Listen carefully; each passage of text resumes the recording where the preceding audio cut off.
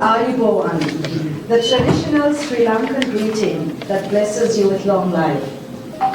On behalf of the organizers, I extend a very warm welcome to every one of you for being present here today at Reignite Sri Lanka 2023, the first business forum organized by the Australian chapter of CA Sri Lanka in collaboration with the Consulate General of Sri Lanka in Melbourne.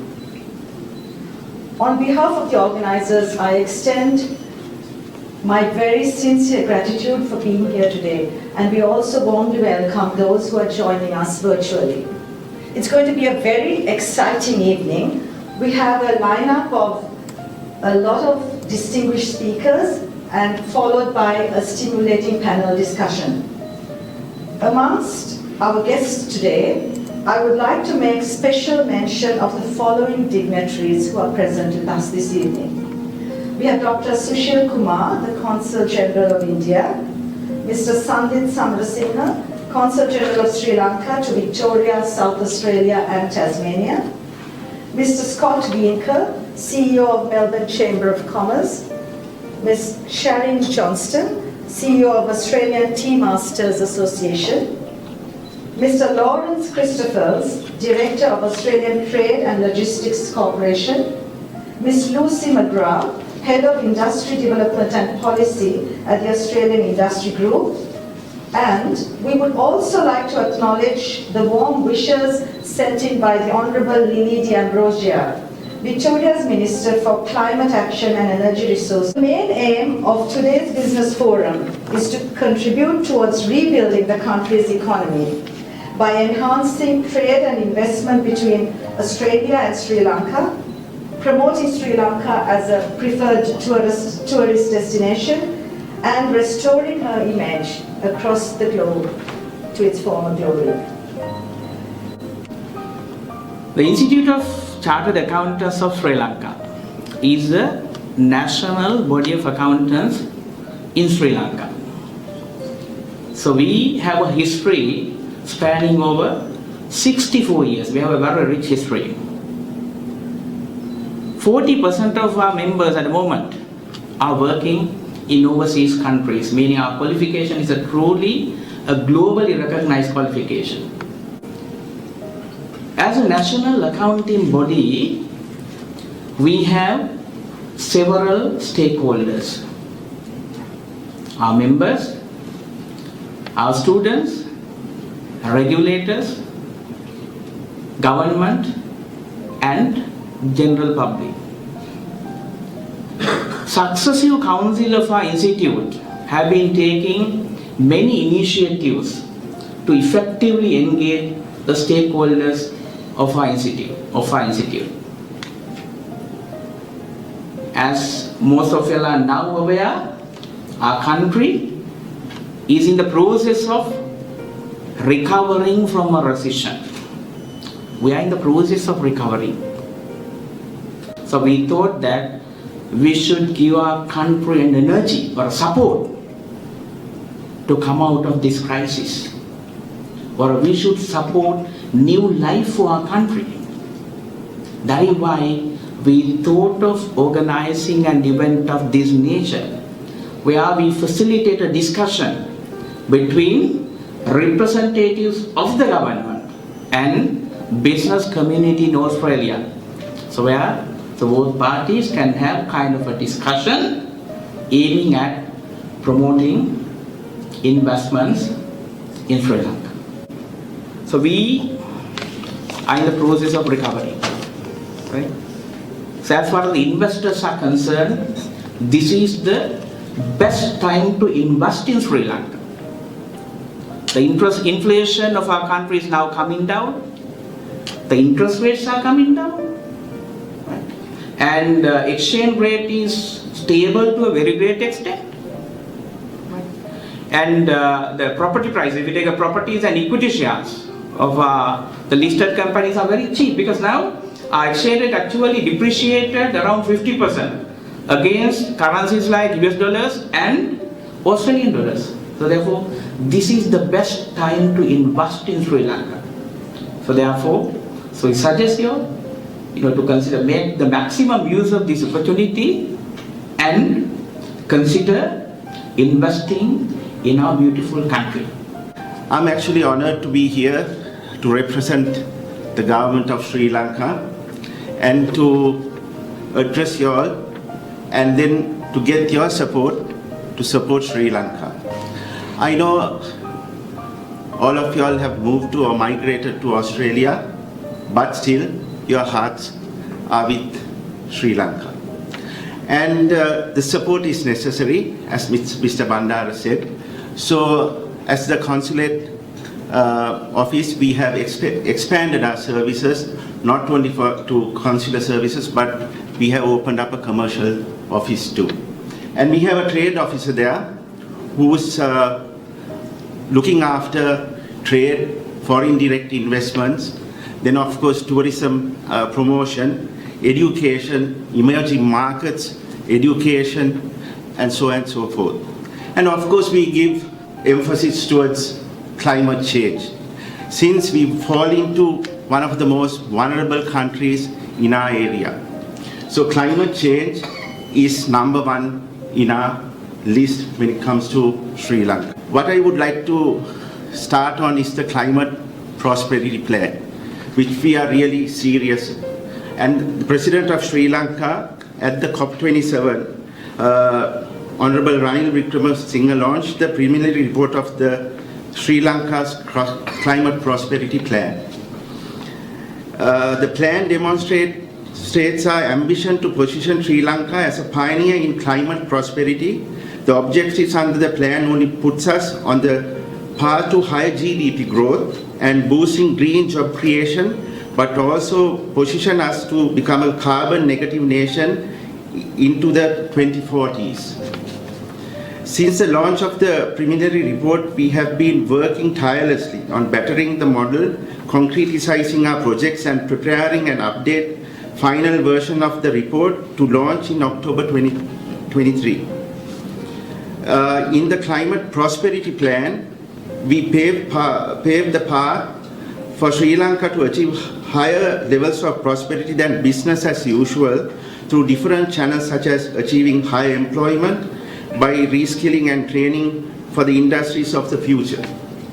Furthermore, we also want to make our country a low carbon hub by designing and employing new technologies that are climate smart. CPP, the goal include unlocking domestic energy abundance through renewable modernization and sustainable transport.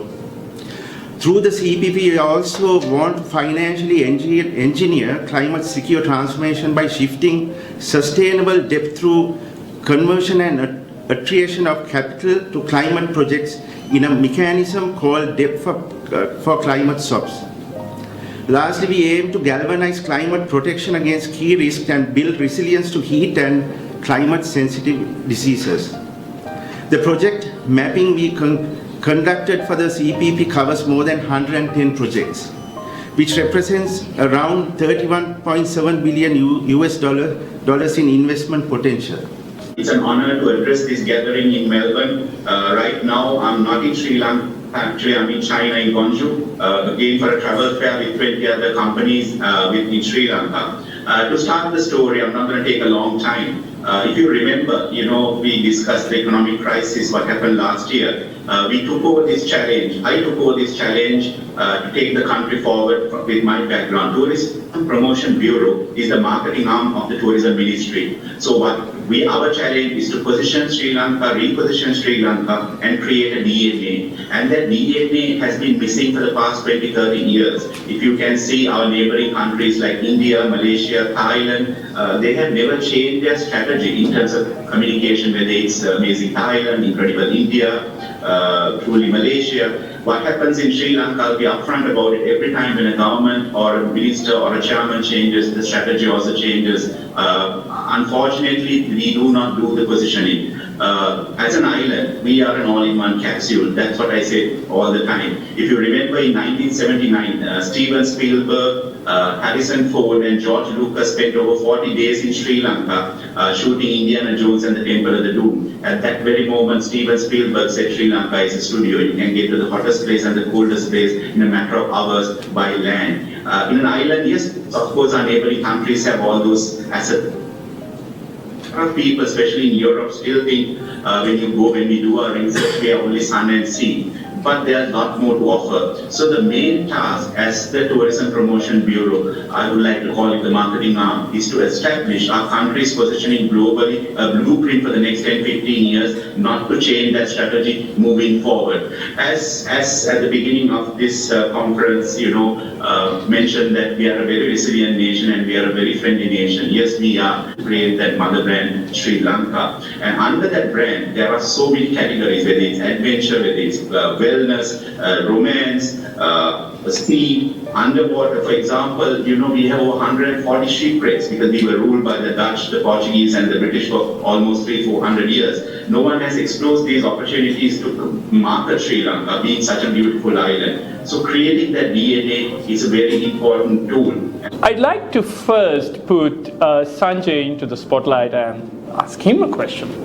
Now, Sanjay, when Sri Lanka was plunging into the worst economic crisis the island nation had ever experienced, I don't think it's even post-independence, its entirety of its existence, there were a lot of pundits who were predicting the rupee is going to hit the dollar is going to hit 500 rupees when it was just 200 rupees just before the crisis.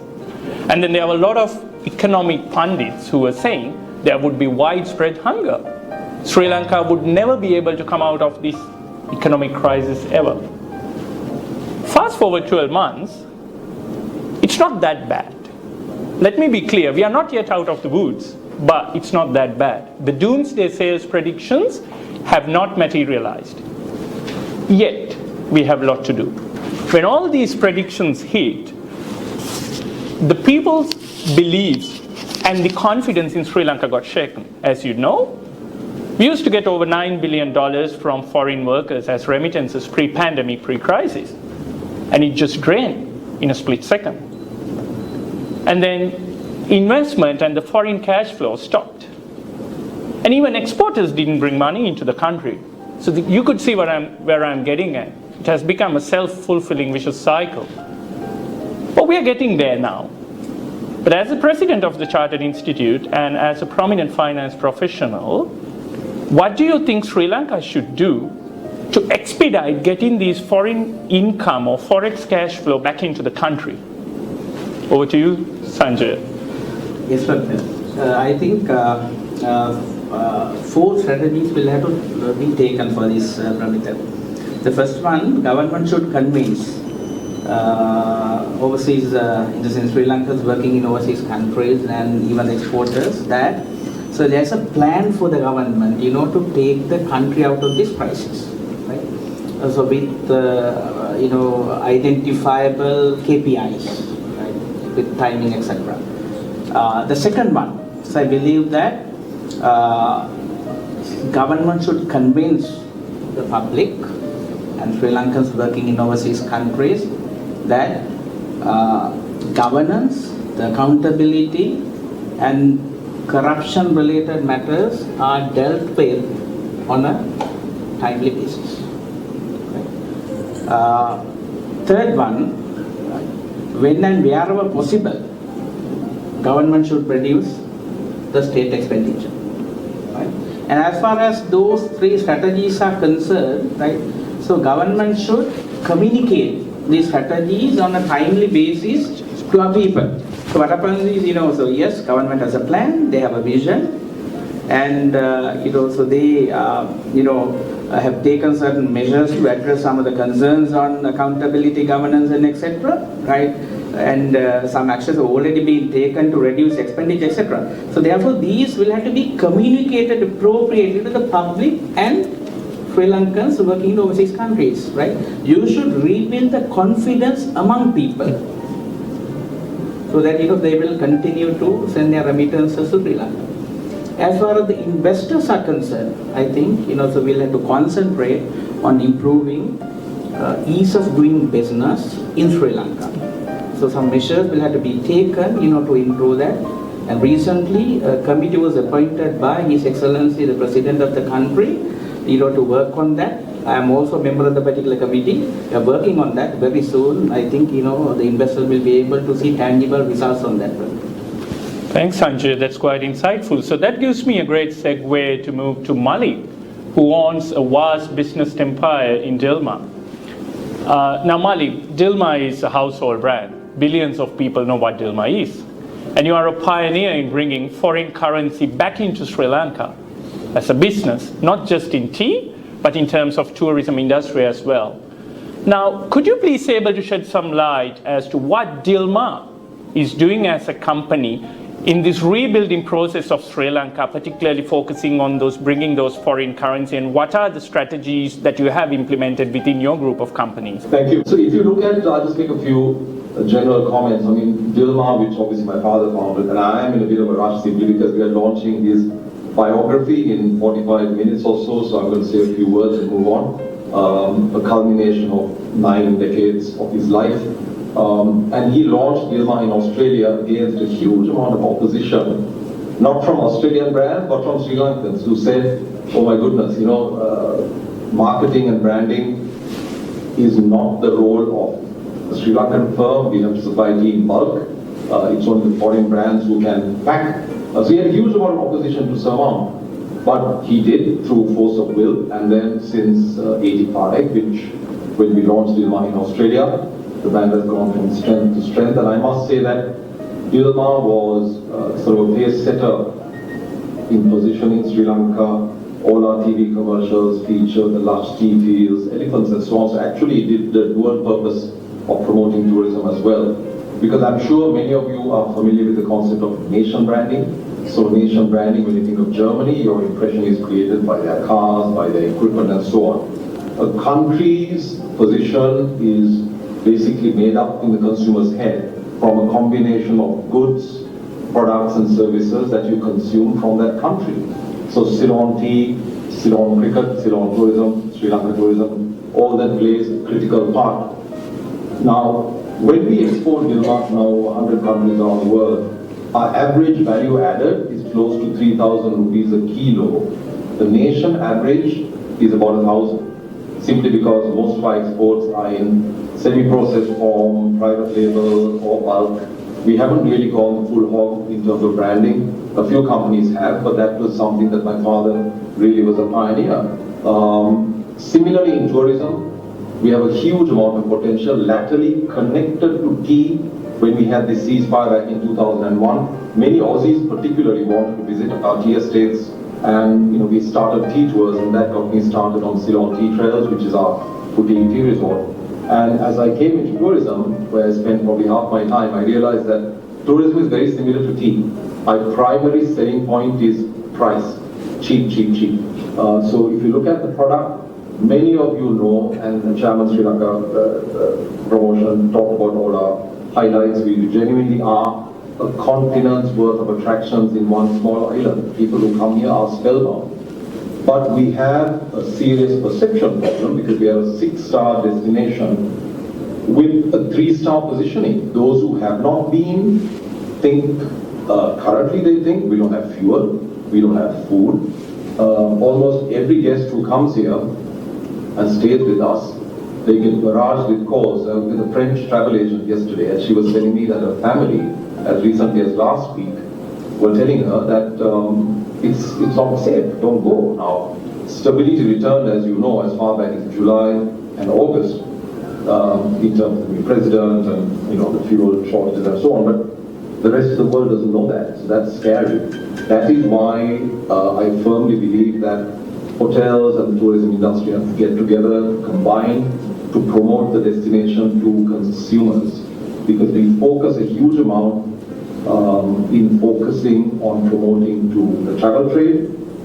In my view, that's relatively pointless because the travel trade know and love this country, but if they don't get that phone call from the consumer through digital marketing, through PR, then, we can't just look up and wait for that call to come. So it's a bit tragic that so far down the track that we are still waiting for that consumer pickup, which will come organically. I'm happy to say that we are getting a normalcy in terms of winter bookings. That's Q3 this year, Q1, Q2 next year, which is very, very heartening, because until recently bookings were 1 week ahead, 2 weeks ahead. Now we're getting bookings 1 year ahead, which is encouraging for the whole industry. But the challenge remains, and this is where we need the support of all the Sri Lankans overseas, to help them position the destination as it truly deserves. We are far too cheap. Our yields are the lowest.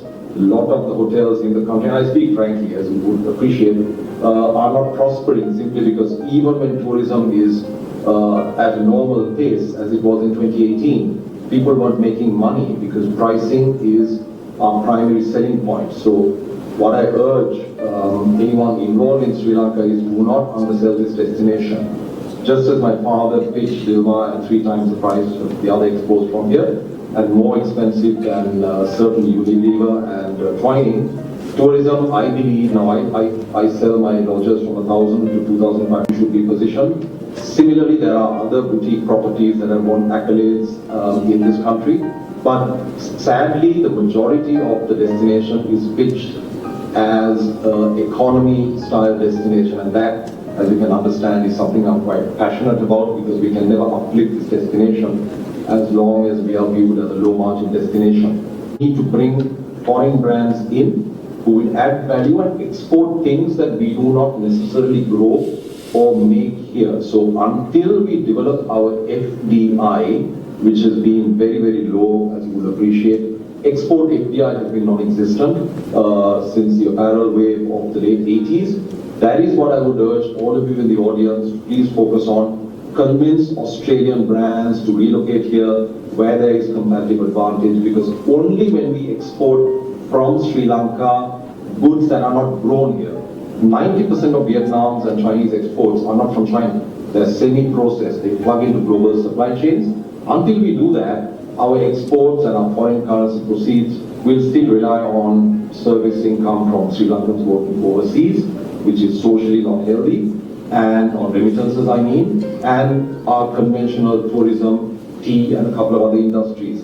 We have to bring in FDI. To bring. As the chairman of the Sri Lankan Tourism Board, what is your vision to make Sri Lanka the next best tourist destination and potentially making us the best tourist destination ever the world has ever seen? Over to you, Chalaka.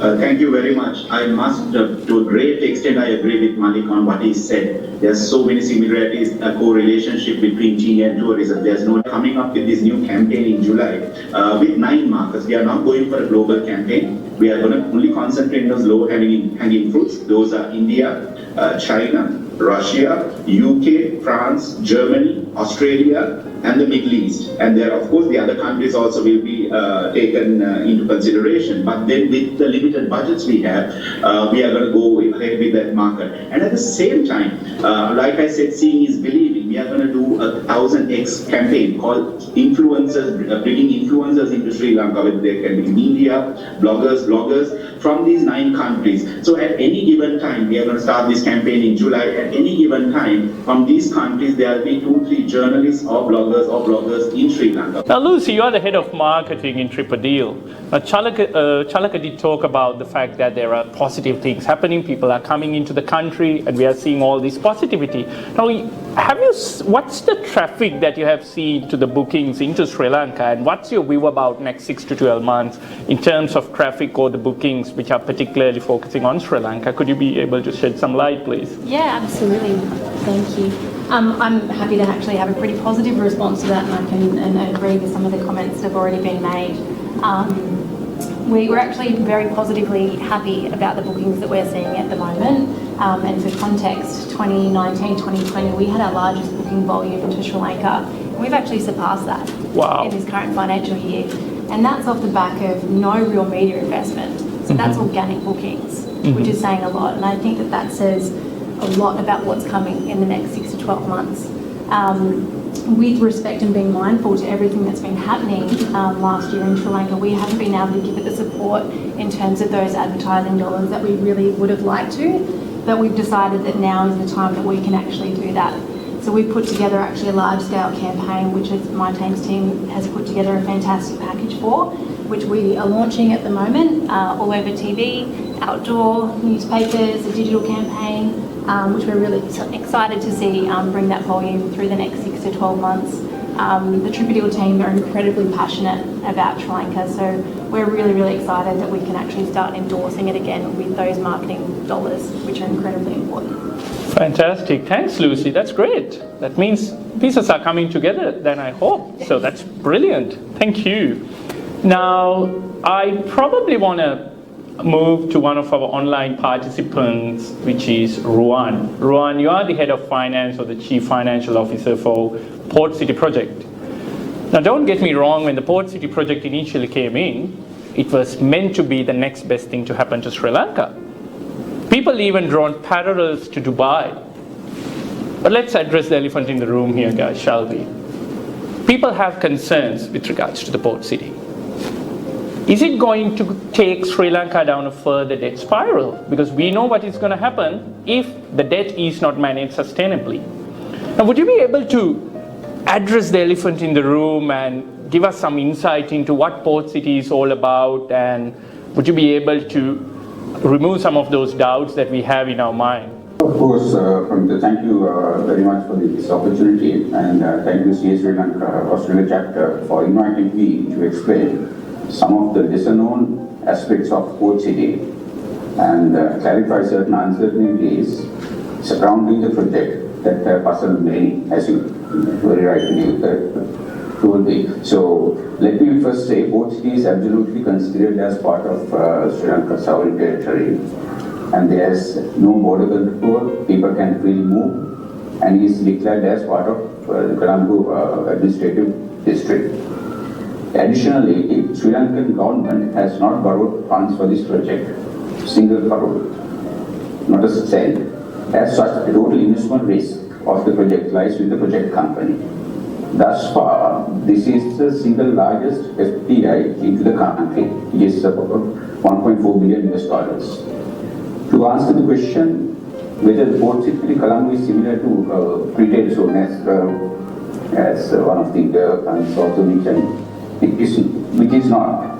This is not a pre-trade zone. While Sri Lanka has 15 export processing zones with exemptions and incentives focused on manufacturing, Port City is the only special economic zone that focuses on exporting services.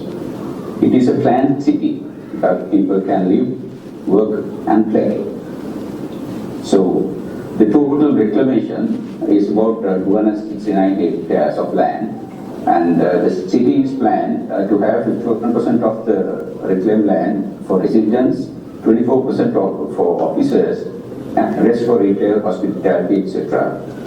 According to a study done by PwC, during the development and construction stage, Port City is expected to attract over 14 billion US dollars in FDI, and also will create more than 460,000 new employment opportunities. It is also estimated to contribute 24 billion US dollars into the GDP. Now you see the size of this project, and it has been, I don't know, for many as tourism, it has not been marketed properly due to various reasons. When the project is in operational stage, it is expected to contribute 13.8 billion to the GDP of the country, and net foreign inflows of about 5.9 billion per annum through export of modern services and tourism. And also there will be about another 143,000 jobs, new jobs created. And also like to mention an ongoing development that greatly complements to Charlotte's efforts in promoting Sri Lanka as a touristic destination.